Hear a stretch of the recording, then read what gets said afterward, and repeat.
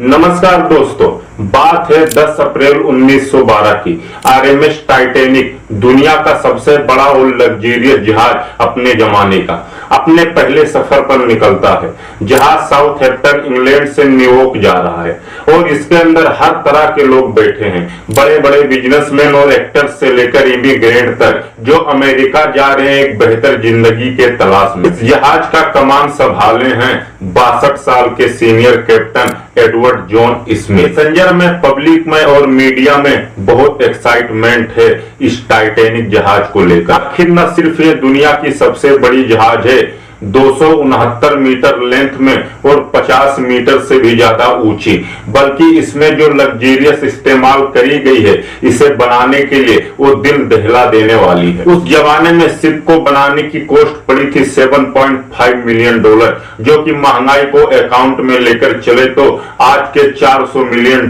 के बराबर है। शिप के अंदर की फैसिलिटी और डेकोरेशन की बात करें तो किसी 5 स्टार होटल को भी पीछे छोड़ देगी।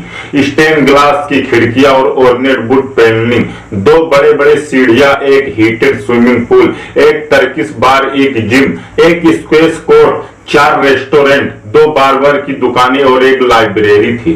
और तो और जिस सेफ्टी फीचर का इस्तेमाल किया गया था टाइटैनिक को बनाने में, इस जहाज को अनसिंकेबल माना जाता था।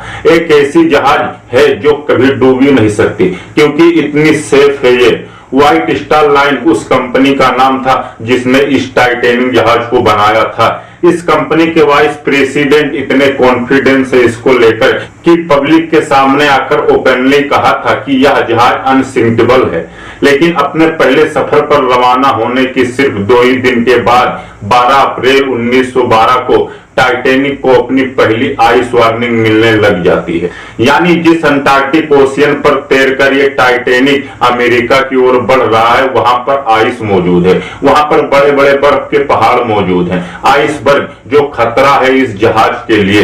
ये वार्निंग कोई इतनी अनयूजुअली चीज नहीं है। समुद्र से गुजरने वाले जहाज अक्सर अपने पास वाले जहाज को रेडियो के थ्रू कम्युनिकेट करके बताते रहते हैं कि समुद्र के इस एरिया में ज्यादा बर्फ मौजूद है, ध्यान से आगे बढ़ना।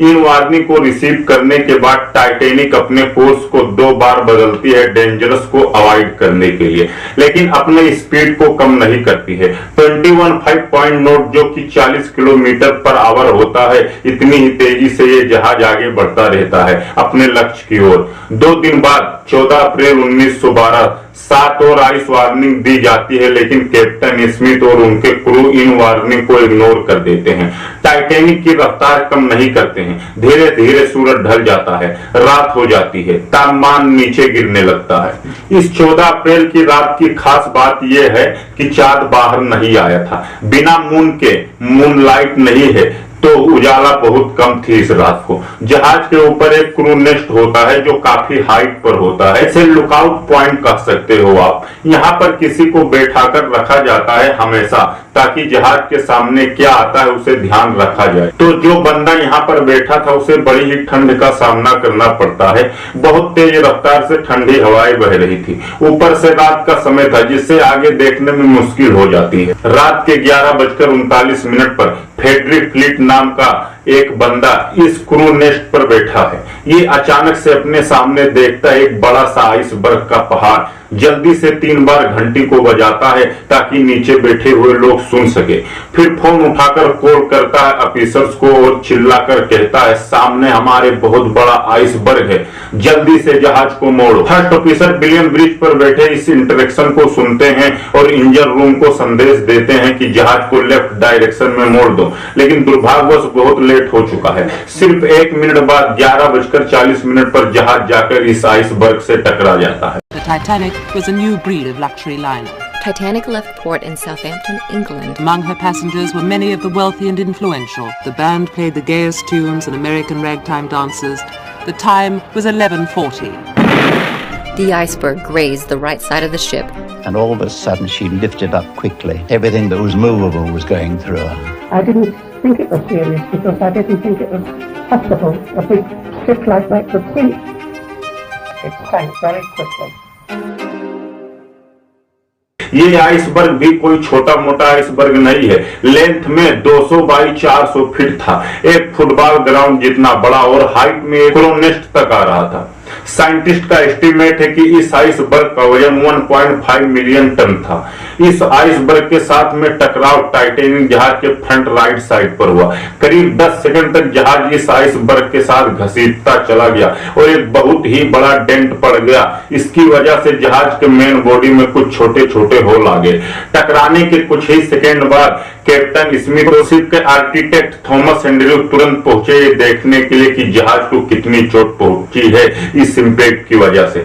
देखा तो रियलाइज किया कि जहाज तो डूब जाएगा और कंप्लीटली शॉक। इस चीज को देखकर इन्हें लगता था कि यह जहाज तो अनसिंकेबल है, कभी डूब ही नहीं सकता। टकराव के करीब 20 मिनट बाद रात के 12 बजे कैप्टन स्मिथ ऑर्डर करते हैं अपने क्रू मेंबर को कि एक डिस्ट्रेस कॉल भेजो रेडियो पर। जो आसपास मौजूद शिप्स होंगे वो साइड से हमारे सिग्नल को पकड़ लेंगे और हमें बचाने आ जाएंगे। सीनियर रेडियो ऑपरेटर जेक फिलिप हमारी कहानी के हीरो निकलते हैं। ये लगातार एक के बाद एक डिस्ट्रेस सिग्नल भेजते रहते हैं लेकिन कोई रिस्पॉन्स नहीं आता है। 20 मिनट बाद 12:20 पर आरएमएस कारपेथिया एक जहाज टाइटैनिक के पास मौजूद था। वह इस सिग्नल को पकड़ लेता है, रेडियो पर टाइटैनिक के ऑपरेटर से बात करता है और कहता है चलो जहाज को मोड़ा टाइटैनिक की ओर, हम उन्हें बचाने जाएंगे। प्रॉब्लम बस इतनी है कि यह जहाज पास था लेकिन 107 किलोमीटर दूर था। अगर ये अपनी टॉप स्पीड पर भी चलकर टाइटैनिक की तरफ जाएगा तो इसे टाइटैनिक तक पहुंचने में 3.5 घंटे का समय लग जाएगा। 3.5 घंटे में क्या टाइटैनिक जहाज बचा ना पाएगा? बाकी क्रू मेंबर रॉकेट छोड़ते हैं हवा में इस उम्मीद में कि कोई आसपास मौजूद शिप होगी तो उन्हें बचा लेगी, लेकिन दुर्भाग्यवश कारपेथिया के अलावा और कोई जहाज से कनेक्ट नहीं हो पाया। इसी बीच कैप्टन स्मिथ ऑर्डर दे देते हैं कि पैसेंजर को अब निकाला जाए शिप में मौजूद लाइफ बोट का इस्तेमाल करके। प्रोटोकॉल के अनुसार औरतों और बच्चों को पहली प्रायोरिटी दी जाएगी लाइफ बोट में बैठने की। जहाज में बैठे पैसेंजर की अगर बात की जाए तो उन्हें ज्यादा डर नहीं लग रहा था। ज्यादातर यात्री मानते थे कि टाइटैनिक एक कभी ना डूबने वाली जहाज है, इसीलिए पहले लाइफ बोट में 65 लोगों की कैपेसिटी के बावजूद भी उसमें सिर्फ 28 लोग बैठे। आधी लाइफ बोट खाली उतरी नीचे, लेकिन टाइम के साथ साथ एक के बाद एक कंपार्टमेंट पानी से भरता गया। जहाज टिल्ट होने लगा। धीरे धीरे पैसेंजर सोचने लगे कि एक्चुअली में ये जहाज डूब जाए, और जब पैसेंजर को रियलाइज हो गया तो जबरदस्त भगदड़ मच गई और लोग इधर उधर भागने लगे। रात के 1 बजे तक पानी इतना ज्यादा भर चुका था कि जहाज के आगे वाले कंपार्टमेंट पानी में डूबने लगे। इसी वजह से जो पीछे वाला हिस्सा था टाइटैनिक का वह पानी के बाहर आ गया। जब जहाज का टिल्ट इतना ज्यादा हुआ तो पूरी तरह से हड़बड़ी मच गई। एक दूसरे से लड़ाई करने लगे लाइफ बोट में बैठने के लिए। प्रॉब्लम ये थी कि लाइफ बोट की सख्त कमी थी जहाज में। वहां सिर्फ 20 लाइफ बोट थी जिसमें सिर्फ 1200 लोग आ सकते थे, लेकिन जहाज में 2200 के करीब लोग थे। रात के 2:05 पर आखिर लाइफ बोट टाइटैनिक से पानी में उतारी गई, लेकिन जहाज में अभी भी 1500 लोग मौजूद। इसके बीच कुछ लोगों ने कोशिश करी थी कि लाइफ बोट में अपनी जगह छीनने की, लेकिन कुछ लोगों ने अपने भाग को मान लिया और वो जहाज में ही रुके रहे। Chaotic at the end. Everybody was crying, praying, trying to get into the few lifeboats that were left. No, it was pretty sad at the end. I witness के अनुसार करीब 2:20 पर जहाज 2 टुकड़ों में टूट गया और धीरे धीरे पानी के अंदर समा गया। 3 घंटे भी नहीं लगे इस कभी ना डूबने वाले जहाज को पानी के अंदर डूबने में। जो 1500 लोग जहाज पर मौजूद थे वो या तो जहाज के साथ पानी में डूब गए या फिर जिन लोगों को तैरना आता हाइपोथर्मिया के कारण वो मारे गए, क्योंकि पानी का तापमान -2 डिग्री सेल्सियस था। इस टेम्परेचर में अगर आप पानी में गिरे तो कुछ ही टाइम में मौत हो जाएगा। टाइटैनिक जहाज के एडवर्ड स्मिथ कहा जाता है कि अंत तक अपने भील पर बने रहे और जहाज के साथ डूब गए। दूसरी तरफ कुछ लोगों का यह भी मानना है कि इन्होंने सुसाइड कर लिया था गोली चलाकर अपने ऊपर। आरएमएस कारपेथिया जहाज जो टाइटैनिक के लोगों को बचाने निकला था वह इस लोकेशन पहुंचता है 3:30 से 4 बजे के बीच में, करीब 1 घंटे लेट उन लोगों को बचाने जो जहाज पर मौजूद थे। लेकिन जो लाइफ बोट में लोग निकल गए थे, करीब 705 लोग थे, उन्हें यह जहाज सक्सेसफुली बचा लेता। टाइटैनिक के डूबने के बाद बहुत से सवाल उठाए गए, कई कंट्रोवर्सी हुई, कई इन्वेस्टिगेशन कराई और कुछ ऐसी अनजान बातें सामने आई जिसे सुनकर सब लोग शौक रह गए। कैसा लगेगा दोस्त अगर मैं आपको कहूं कि उस रात एक और जहाज मौजूद थी टाइटैनिक से सिर्फ 37 किलोमीटर की दूरी पर, जो टाइम पर पहुंच सकती थी टाइटैनिक के पास। यह बात सच है। उस जहाज का नाम था एसएस कैलिफोर्निया।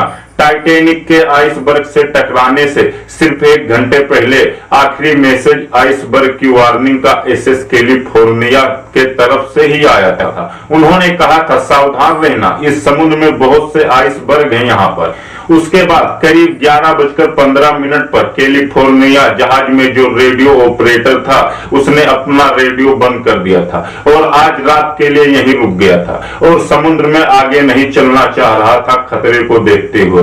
लेकिन ये जहाज एक्चुअली में टाइटैनिक के इतने करीब था कि जो शिप पर मौजूद थे टाइटैनिक के वो देख सकते थे इस जहाज को, लेकिन कैलिफोर्नियन जहाज तब भी नहीं पहुंचा जब रॉकेट फ्लेयर उड़ाए गए। रात के करीब 12 बजे के बाद रिपोर्ट किया जाता है कैलिफोर्निया जहाज पर जो क्रू मेंबर मौजूद थे उन्होंने एक्चुअली में रॉकेट को देखा था उड़ाते हुए। उन्होंने अपने कैप्टन को भी इन्फॉर्म किया था, लेकिन जो कैप्टन थे इस जहाज पर उन्होंने कहा कि ये कोई डिस्ट्रेस कॉल नहीं है, टाइटैनिक में अमीर लोग बैठे हैं, ये पार्टी कर रहे होंगे। अगर उस रात कैलिफोर्निया जहाज के कैप्टन ने इस रॉकेट को सीरियस ले लिया होता तो टाइटैनिक में बैठे कितने लोगों की जान बच सकती थी। अगले दिन सुबह जब ये रेडियो ऑन करते हैं तब इन्हें एसओएस कॉल मिलती है टाइटैनिक से। फिर वहां पर जब ये पहुंचते हैं जब तक बहुत लेट हो चुका होता है, सिर्फ डेड बॉडी पानी में तैरती हुई नजर आती है। दोनों इंक्वायरी जो करी गई थी इस इन्वेस्टिगेशन में वह कैलिफोर्निया के कैप्टन लॉर्ड पर ब्लेम डालती है, लेकिन इतने बड़े हादसे में केवल एक आदमी के ऊपर ब्लेम लगाना उचित नहीं है। और भी गलतियां है, जैसे मैंने बताया था सफिशिएंट बोट रखी ही नहीं गई थी, क्योंकि जिस कंपनी ने ये जहाज बनाई थी उन्हें लग रहा था कि यह जहाज कभी डूब ही नहीं सकती। अगली बड़ी गलती थी, जिस दिन एक्चुअली में टाइटैनिक जाकर आइसबर्ग से टकराई थी उस दिन एक सेफ्टी मॉक ड्रिल होनी थी, लेकिन कैंसिल कर दिया था। तीसरी गलती थी कि स्टेयरमैन रॉबर्ट हिचेंस की जब ऊपर से संदेश आया था कि सामने आइसबर्ग है, जहाज लेफ्ट तरफ की ओर मोड़ो, लेकिन ट्रेनिंग में आकर रॉबर्ट हिचेंस गलती से जहाज को राइट की तरफ मोड़ देते हैं। यही उल्टी डायरेक्शन ये आइसबर्ग की ओर ले जा रही थी। वीडियो अगर पसंद आया हो तो चैनल को सब्सक्राइब करें। फिर मिलते हैं अगले वीडियो में। बहुत बहुत धन्यवाद।